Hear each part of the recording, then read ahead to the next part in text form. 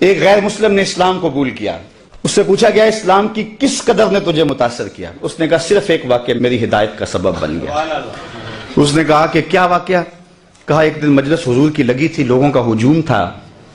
ایک شخص اٹھ کے کھڑا ہوا، حضور میرا بیٹا کئی دنوں سے گم ہے، مل نہیں رہا، آپ دعا کر دیں مل جائے. تو آقا کریم علیہ السلام قبل اس سے کہ ہاتھ اٹھاتے ایک شخص جو باہر دروازے پہ کھڑا تھا اس نے کہا حضور ابھی میں آیا ہوں فلاں باغ سے گزر کے، میں نے بچوں کے ساتھ اس کے بیٹے کو کھیلتا دیکھا فلاں باغ میں. باپ نے سنا کہ میرا بیٹا فلاں باغ میں ہے تو ظاہر اس نے فوراً دوڑ لگا دی. تو آقا کریم علیہ السلام نے فرمایا اسے بلایا گیا. کہا بہت جلدی ہے؟ جی حضور آپ جانتے ہیں کئی دنوں سے بچھڑا ہوں.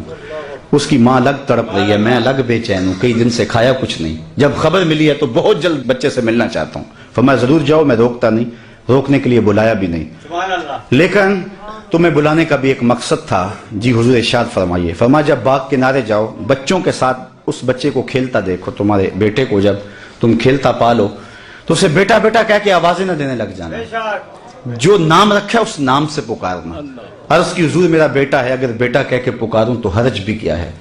فرمایا تم کئی دنوں سے بچھڑے ہو، تمہارے لہجے میں بلا کا رس ہوگا اور تم نہیں جانتے، ہو سکتا ہے کھیلنے والوں میں کوئی یتیم بھی کھیل رہا ہو، اور جب تم اپنے بیٹے کو بیٹا کہہ کے پکارو گے اس کا کلیجہ تڑپ جائے گا، کاش آج میرا باپ ہوتا تو مجھے بھی بیٹا کہہ کے پکارو. تو کہا یہ شوق گھر جا کے پورا کر لینا، یہ شوق گھر جا کے پورا کر لینا.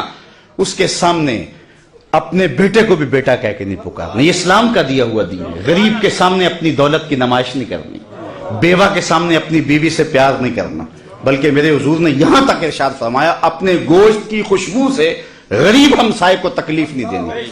یا تو تھوڑا سا پانی زیادہ ڈال لو اور شوربے کی ایک پیالی ہمسایوں کے گھر بھی بھیج دو.